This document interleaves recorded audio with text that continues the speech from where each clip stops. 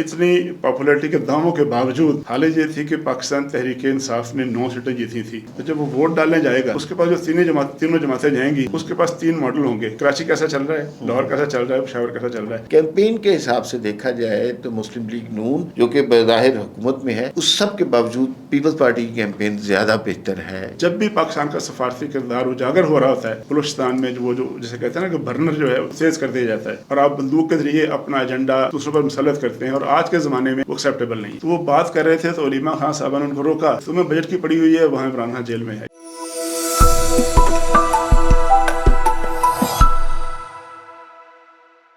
नाज़रीन अस्सलाम वालेकुम। वी न्यूज़ एक्सक्लूसिव में आज हमारे पास मारूफ सहाफ़ी तजज़ियाकार तारिक चौधरी साहब मौजूद हैं और इनके इल्म से फ़ायदा उठाएंगे।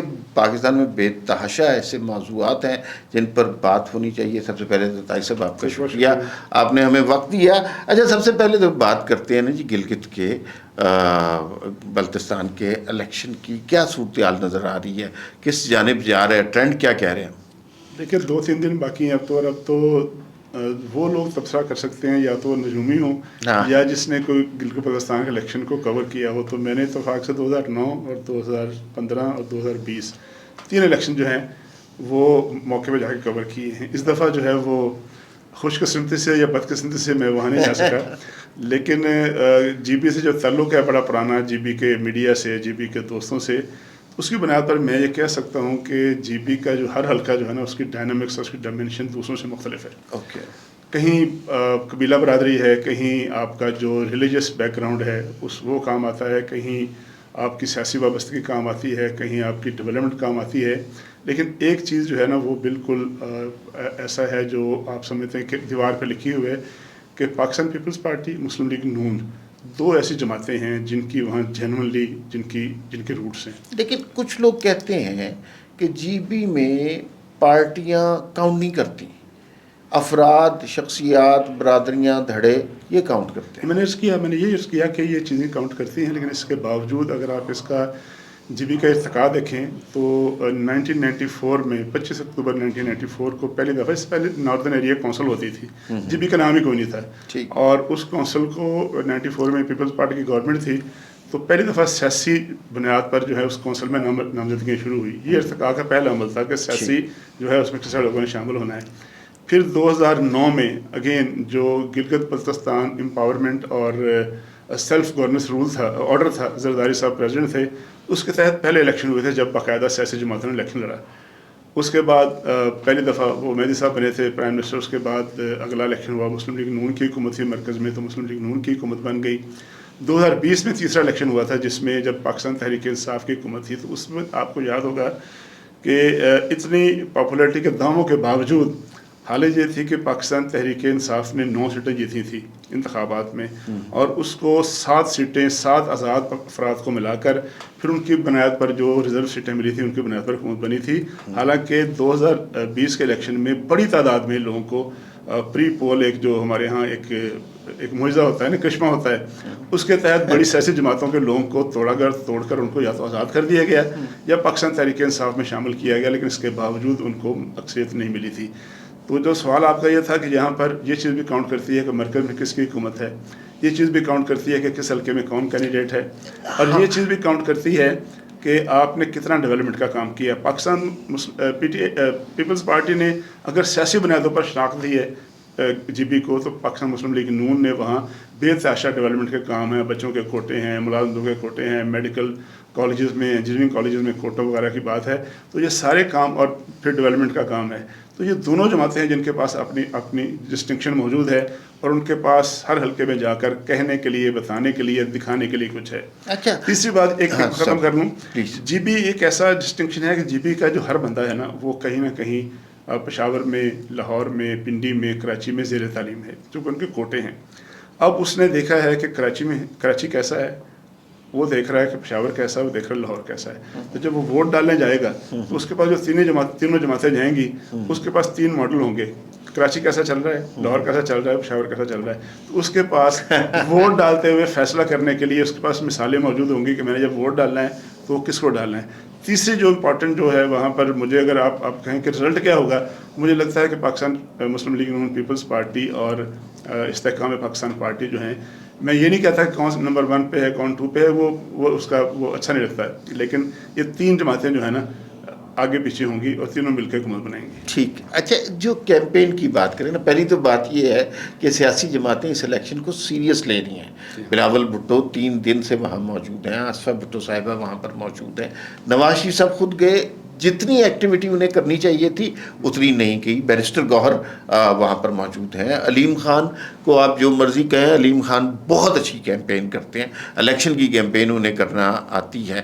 تو اچھا کچھ لوگوں کا خیال ہے کہ اگر کیمپین کے، اور ظاہر ہے اس سٹیج پہ اندازے ہی ہو سکتے ہیں، کیمپین کے حساب سے دیکھا جائے تو مسلم لیگ نون جو کہ بظاہر حکومت میں ہے، اس سب کے باوجود پیپلز پارٹی کی کیمپین زیادہ بہتر ہے جی پی میں. پیپلز پارٹی کی پریزنس زیادہ اچھی ہے. ایون کیمپین اور پریزنس اچھی ہے اس لیے کہ پاکستان پیپلز پارٹی کے پاس یہ ایڈوانٹیج ہے کہ اس پر وہ ٹیگ نہیں ہے کہ وہ حکومت میں ہے. اگر فیڈرل گورنمنٹ کے جو فنکشنریز ہیں بہت زیادہ تعداد میں وہاں پر موجود ہوتے یا موجود ہوں گے تو اس پہ ایک وہ اعتراض آئے گا کہ آپ جو ہے وہ جو کیوں آئے ہوئے یہاں پر. لیکن دیکھیں آپ خواجہ سعد رفیق موجود ہیں، خواجہ آصف بھی ہے گیس کے، وہ نواز شریف صاحب کے ساتھ گئے تھے. خواجہ سعد رفیق مسلسل موجود ہیں 31 مئی سے. اچھا امیر مقام صاحب جو کہ متعلقہ وزیر ہیں اس وزارت کے، وہ موجود ہیں. عابد شیر علی ہیں. اب تو بے تحاشا ایم پی ایز اور ان کے بڑے پاپولر لوگ ہیں. گلگت بلتستان میں بڑی پاپولیرٹی ہے ان لوگوں کی. آپ دیکھیں سعد رفیق صاحب جب سے گئے ہوئے ہیں تو ان کو بڑا اچھا رسپانس مل رہا ہے. عابد شیر علی صاحب کو اچھا رسپانس مل رہا ہے. پورے ملک سے پولیٹیکل ورکر جو ہے نا، دیکھیں نا جی بی جو ہے نا، جی بی کو ہم سمجھتے ہیں یہاں پر شاید یہ مختصر سین تارڑ کے افسانوں کا کوئی ایک باب ہے جس کو دیکھ کے واپس پڑھ کے واپس آ جائیں گے. یار وہاں لاکھوں لوگ رہتے ہیں، ان کی اسپریشنز ہیں، ان کی خواہشات ہیں، ان کی ڈیمانڈز ہیں، ان کی ضروریات ہیں. اگر آپ ان کو ضروریات کو پورا نہیں کر پائیں گے تو کوئی کسی نے کسی کی شکل نہیں دیکھنی. لوگوں نے دیکھنا ہے کہ کون سی جماعت اگلے 5 سال میں ہمیں جی بی کے لوگوں کو شناخت دے سکے گی، کون سی جماعت ان کے مسائل حل کر سکے گی، کون سی جماعت ان کو جو ہے وہ ڈیولپمنٹ ایسے دے گی. دیکھیں نا ایک طرف چین کے ساتھ بیٹھے ہوئے ہیں، وہ دنیا کا سب سے بڑی سپر پاور کے ساتھ ان کا بارڈر لگتا ہے. ایک طرف ان کے ساتھ انڈیا لگتا ہے، انڈین آکوپائڈ کشمیر ہے. وہ 2 حساس 3 خطوں کے ساتھ بیٹھے ہوئے ہیں. تو اس حساس خطے کے لوگوں کو آپ نے اسی طرح سے ان کی ضروریات پوری کرنی ہے جتنی ان کی اہمیت ہے. یعنی اہمیت صرف اخباری کالموں میں تو نہیں ہوتی نا، اہمیت صرف بیانات میں نہیں ہوتی کہ جی بھی جو ہے جی وہ سیاحت کا بڑا گڑھ ہے. بھائی سیاحت کے لیے آپ انفراسٹرکچر دیں گے تو وہ وہاں صحت ہوگی. 50,000 میگا واٹ کی بجلی ڈاکٹر مبشر صاحب نے 1973 میں کہا تھا کہ 50,000 میگا واٹ جو بجلی جو ہے نا وہ جی بی کے پاس پوٹینشیل ہے. تو اس پوٹینشیل کو آپ اس کو جو ہے کیپٹلائز کریں گے تو اس کا فائدہ ہوگا. تو آپ نے جی بی کے لوگوں کو وہ پیغام دینا ہے کہ آپ ان کے مسائل کے حل کرنے کے لیے آپ کے پاس کوئی ٹھوس منصوبہ موجود ہے. بالکل صحیح ہے. لیکن ایک بات اچھی ہے، ٹھیک ہے ابھی ظاہر ہے اب جیتے گا کون یہ تو نہیں بتایا جا سکتا.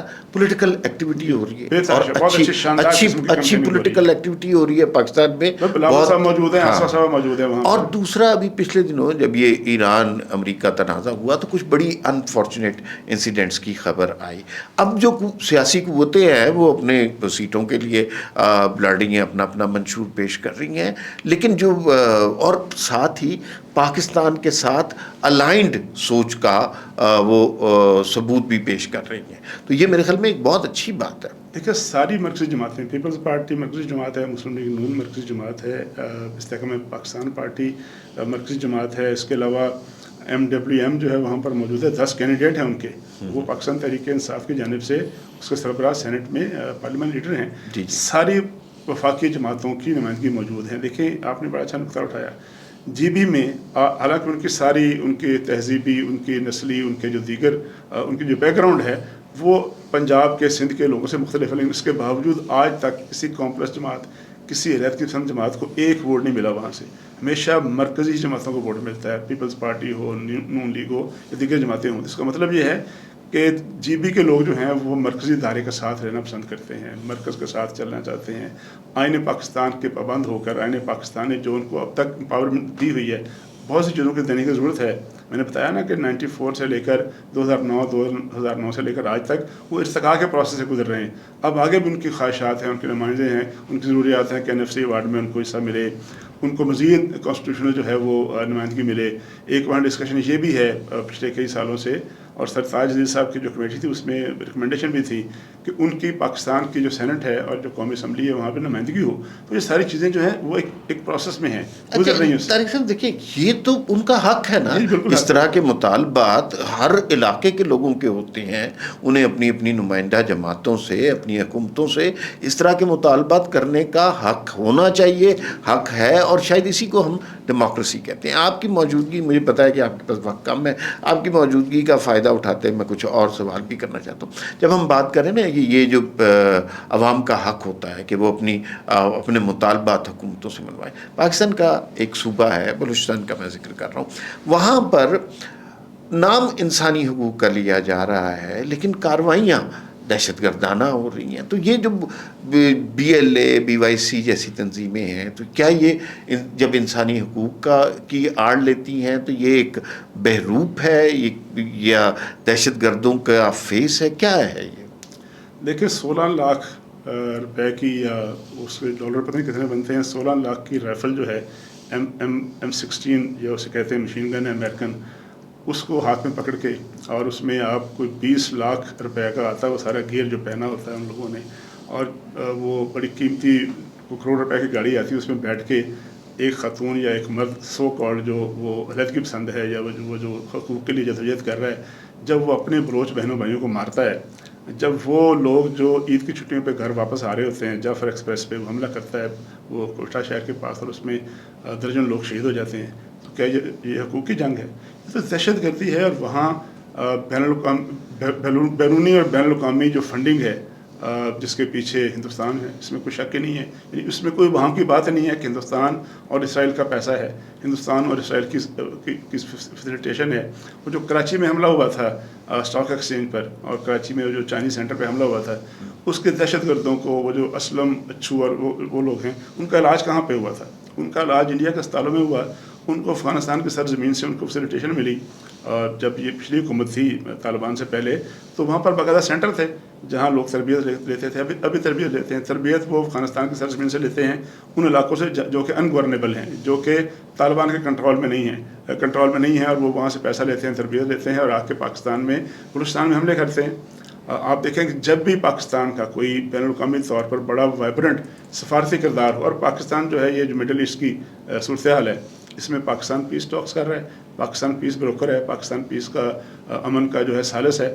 جب بھی پاکستان کا سفارتی کردار اجاگر ہو رہا ہوتا ہے بلوچستان میں، جو جسے کہتے ہیں نا کہ برنر جو ہے اس کو تیز کر دیا جاتا ہے، دہشت گردی کے واقعات میں اضافہ ہوتا ہے. اس کا ثبوت یہ ہے، تعلق اس بات کا ہے کہ یہ حقوق کی کوئی جنگ نہیں ہے. دیکھیں، حقوق کی جنگ کے لیے آپ کے پاس آپ کی پارلیمنٹ موجود ہے. سینٹ آف پاکستان میں پیرٹی کی بیس پر بلوچستان کے اتنے سینیٹر ہیں جتنے پنجاب کے ہیں.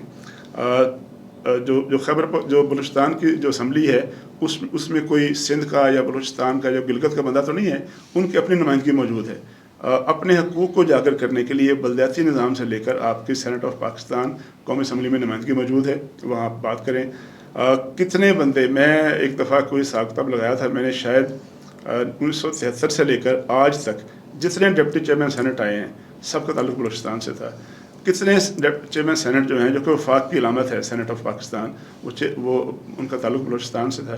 کتنے پرائم منسٹر جو ہیں وہ ان کا تعلق بلوچستان سے ہے. تو بلوچستان سیاسی نمائندگی موجود ہے، اور سیاسی نمائندگی ہی آج کے جدید زمانے میں، جمہوری حکومتوں کے زمانے میں سیاسی جو نمائندگی ہے وہی آپ کے حقوق کو اجاگر کرنے کا، اس کو ایڈووکیٹ کرنے کا، اس کو منوانے کا ذریعہ ہوتا ہے. اگر آپ بندوق اٹھاتے ہیں تو اس کا مطلب ہے کہ آپ دہشت گرد ہیں، اور آپ بندوق کے ذریعے اپنا ایجنڈا، اپنی رائے ہے دوسروں پر مسلط کرتے ہیں، اور آج کے زمانے میں وہ ایکسیپٹیبل نہیں ہے.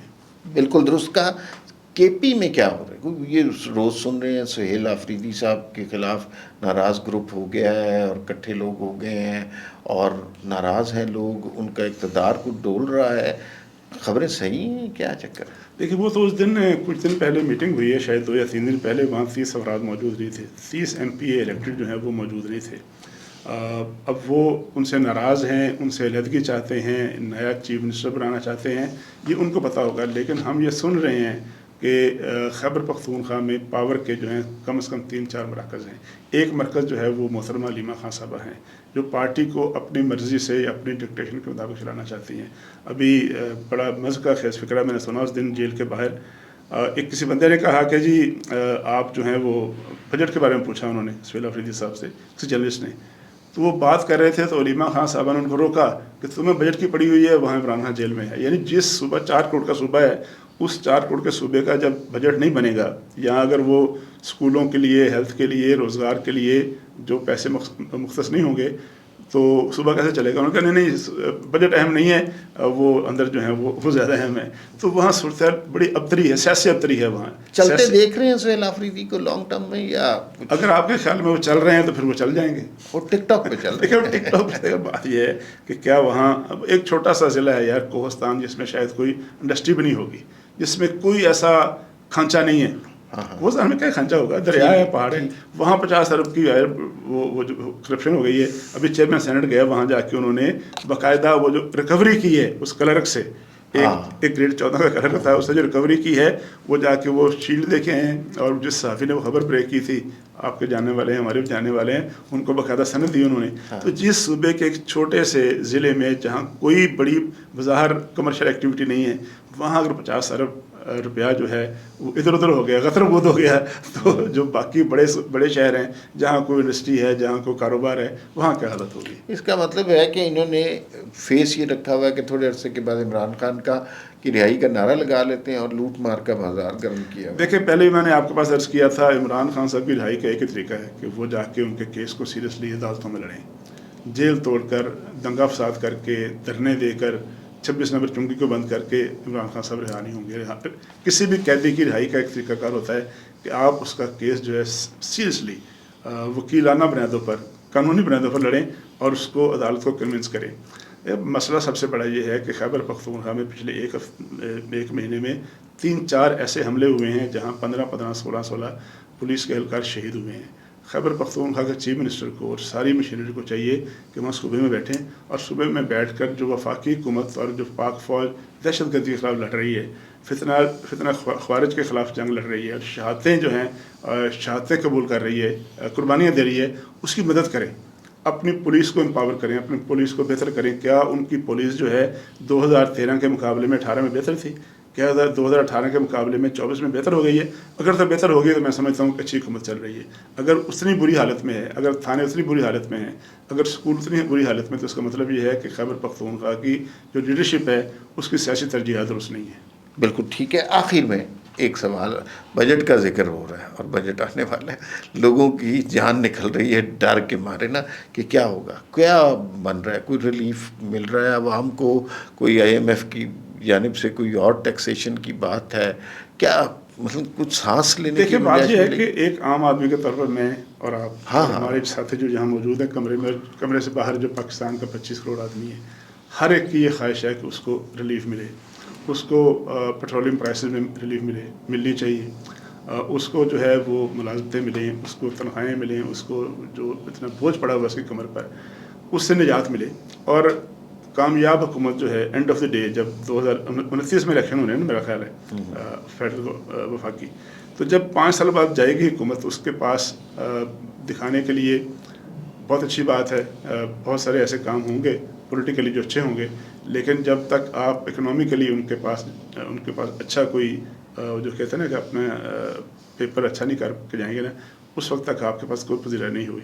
تو یہ جو بجٹ آ رہا ہے, اس بجٹ میں اگر عوام کی توقع کا ریلیف ملے, ان کی تنخواہوں میں اضافہ ہو, ان کی ٹیکسیشن میں کمی ہو جائے, ان پر جو بجلی کے بلوں میں ایک بہت زیادہ جو عجیب و غریب قسم کے ٹیکس لگے ہوئے ہیں وہ کم ہوں, اور پیٹرولیم پرائسز چلے ابھی تو ہم لوگوں کو مطمئن کر رہے ہیں یہ کہہ کر کے جی وہ مڈل ایسٹ کی جنگ ہے اور وہاں وہ اپنا ہرمز بند ہے اور ٹرانسپورٹیشن مشکل ہو رہی ہے, اور وہ ٹھیک بھی ہے, وہ وجہ ٹھیک بھی ہے, لیوی اتنی زیادہ نہیں, وہی میں کہتا ہوں کہ وہ وجوہات بالکل ٹھیک ہیں, میں ان وجوہات کو تسلیم کرتا ہوں کہ ٹھیک ہیں, لیکن جتنی جلدی وہ وجوہات ختم ہو جائیں اس کے بعد یہ لیوی وغیرہ کا جو بوجھ ہے اس کو عوام سے کم کرنا پڑے گا. پتہ ہے کیا طارق صاحب, مجھے یوں لگتا ہے اور یہ بات صحیح بھی ہے کہ جو بھوکا پیٹ ہوتا ہے نا اس کا نظریہ صرف روٹی ہوتا ہے. جی بالکل ٹھیک ہے. اور لوگ بڑے پریشان ہیں. ہم نے عسکری طور پہ بہت کامیابیاں حاصل کی, ہم نے سفارتی طور پر بہت دنیا کی کامیابیاں دیکھیں حاصل نا, پاکستان کا یہ جو کیپٹل ہے جہاں بیٹھے ہوئے ہیں, یہ کیپٹل آف پیس دنیا کہتی ہے اس کو. لیکن ایک بات ہے کہ ہم اپنی معاشی ناکامیاں